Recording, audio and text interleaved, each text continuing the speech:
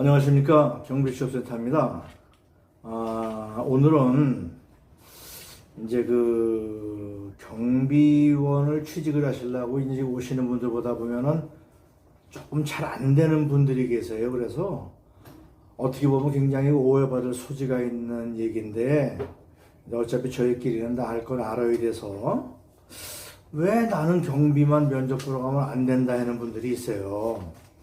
이제 똑같이 면접을 오는데 유별나게 나만 안 된다 그러는 분이 있는데, 다 이제 그거는 좀 이유가 있어요. 그래서 몇 가지를 한번 제가 설명을 드리려고 그랬는데, 이제 경비 면접 볼 때 보면 뭐 경비회사 직원의 의사가 반영이 되는 경우도 있고, 또 동대표 의사 아니면 소장의 의견이 반영이 돼서 이제 그분을 채용을 하게 되는데, 이제 어느 단지에 보면은 지금 이마가 많이 백해지신 분들, 그런 분들은 안 뽑는 경우가 있어요. 이런 경우는 대개 어디냐 그러면 젊은 분들을 쓰는 단지 중에서 이렇게 모자를 좀 안 쓰고 다니는 분들이 있지 않습니까? 그래서 지금 머리숱이 많이 없는 분들은 보내지 말라고 그러는 분들도 있어서, 이게 지금 나이가 드신 분들은 이게 허물이 안 되는데, 젊은 분들은 이게 좀 많이 좀 채용에 불이익을 받아요. 그래서 제가 몇 분은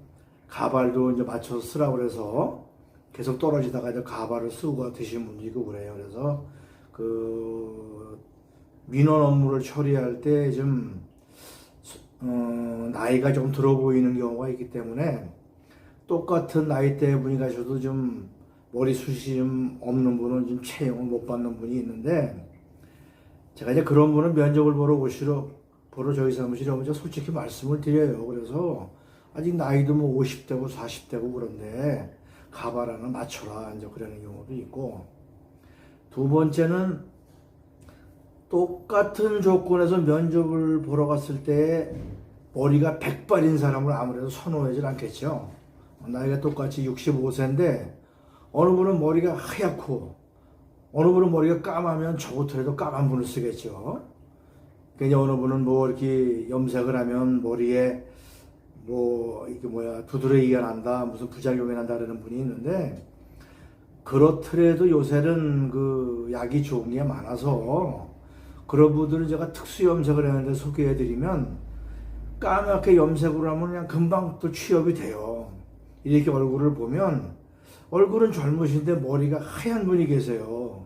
그래서 처음에는 굉장히 그거를 좀 불쾌해시다가도 취직이 되고 나면 이제 기분이 좋아서 이제 계속 그다음 염색을 해고 다니는 분들이 계세요. 그래서 또 이제 똑같은 조건일 때 머리가 하얗면 불이익을 받는 경우를 봤고요. 또 세 번째는 특정 지역 사람을 보내지 말라고 그러는 경우가 있어요. 뭐 관리소장이라든가 이런 분들이 어디 지역 출신 분들은 이제 보내지 말아라. 그래서 내가 이유가 뭡니까? 하고 물어보면 자꾸만 자기 사람, 이제 경비가 만약에 한 20명 있는 데에서 특정한 지역 분들이 한 두세 분이 들어오기 시작을 해서 이게 좀 세월이 가면 나중엔 전체 인원이 특정 지역에 있는 분들만 꽉 채워진다는 거예요. 저도 실제로 그런 분을 보는 게, 제가 봐도 이분은 경비원 취업되는 게 좀 쉽지가 않을 뿐인데 가서 합격이 됐다고 전화가 와요. 그래서 가만히 나중에 알고 보면 뭐 경비 반장님하고 이 가신 분하고 뭐 고향이 같이 되든가 이래서 되는 걸 많이 봤는데, 나중에는 뭐 특정 지역을 뽑는다는 게 뭐 그렇게 나쁜 건 아니라고 보는데, 이게 점점 세력이 커져서 결집을 하다 보면 이제 좀 여러 가지 노사 문제도 벌어지는 경우가 있고, 또 이분들이 담합을 해서 쉽게 말하면 이제 말을 잘 안 듣는 거죠. 관리사무소 측에 이런 경우도 있어서 아주 대놓고 그냥 어디 지역은 보내지 말아라 뭐 이제 이런 분들도 있고, 또 여기에 또 하나 추가를 해서 뭐 또 군대도 막 제한하는 사람이 있어요. 그래서 어디는 군대 안 갔다 온 사람은 보내지 말아라. 또 어떤 특정하게 뭐 이런 해병대면 해병대는 보내지 말아라. 그래서 나는 뭐 해병대를 보내지 말라는 말은 이해를 못했는데 자기 회사 그 아파트의 동대표 회장이 해병대 출신이래요. 그래서 해병대 사람만 오면 그냥 끼고 그냥 매술이나 먹고 그랬대네요. 이제 그건 이제 여담인데 그런 경우도 있어요. 그래서 이제 그런 경우도 있고 또 다음번에 문제는 독신인 경우는 보내지 말라는 경우가 많습니다. 나이가 좀 많이 들으셔서 사표를 내고 그러는 독신은 뭐 어쩔 수 없지만 40대, 50대 분들이 혼자 사는 분들이 의외로 많으세요. 경배를 보시는 분들이. 근데 이분들이 이제 그 좀 쉽게 말하면 혼자 사시다 보니까 술 드신 날 그냥 말도 없이 안 나와버리고 쉽게 말하면 내가 그 부양해야 될 가족이 없으니까 조금 행동에 대한 성실성이 좀 없는 건 사실이더라고요. 특히 뭐 40대 이런 분들이 지금까지도 결혼 안 하고 사는 분들은 제가 볼 때 좀 개념이 없는 분들이 많아요. 도대체 경비를 왜 해러 오고 왜 남의 돈을 받아먹는 남의 돈을 받으면 거기에 대해 일을 해야 될 거 아닙니까? 근데 그런 개념이 없으시더라고요. 그래서 독신을 보내지 말라고 그냥 간곡하게 부탁을 하고 어디가 아예 주민들 등본을 띄우라고 그래요.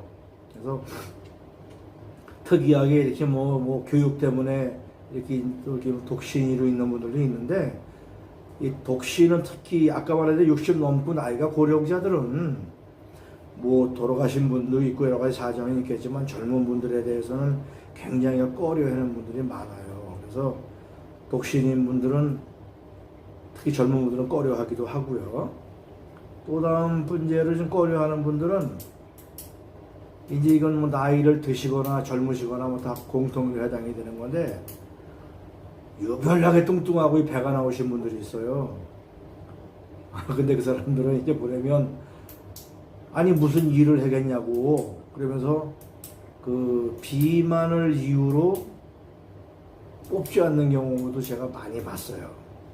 근데 그건 제가 되게 항변할 말은 없더라고요. 제가 봐도 그냥 거의 뭐 허리가 40인치는 되는 것 같은데 이것도 제가 경비에서 다닐 때 이런 것도 봤어요. 그 허리가 유난히 굵으신 분인데 회사에서 경비 옷을 줄 옷이 없는 거예요. 바지가 맞는 바지가 없더라고요. 그래서 43인가 뭐 44인가 그랬었는데 내가 어저께 그분 보고 그냥 개별적으로 가셔서 바지를 맞춰 입고 오셔야 되는데 뚱뚱한 분들도 그 경비원 채용을 할 때 좀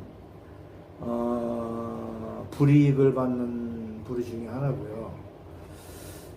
마지막으로 제가 이제 이건 가장 중요한 건데 경비 면접을 보러 가서 관리소장이나 뭐 같은 경비 반장님이나 경비회사 직원한테 쓸데없이 그 돈 자랑하는 분이 있어요.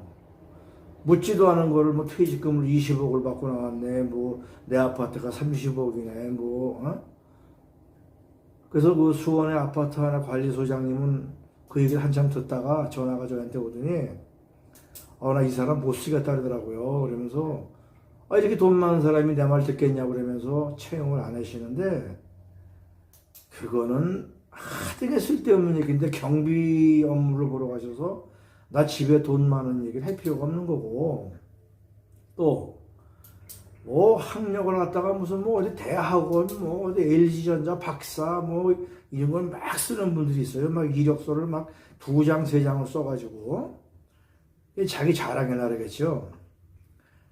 근데 그게 경비 업무하고는 상관이 없는 건데 그것도 굉장히 고쳐야 될 부분입니다. 그래서 뭐 요새 뭐 대학 나온 사람이 많으니까 대학 나온 거 이런 건 별게 아닌데 경력이나 학력을 막 그냥 부풀려 가서 어느 분은 이력서를 영어로 써오는 분도 있어요.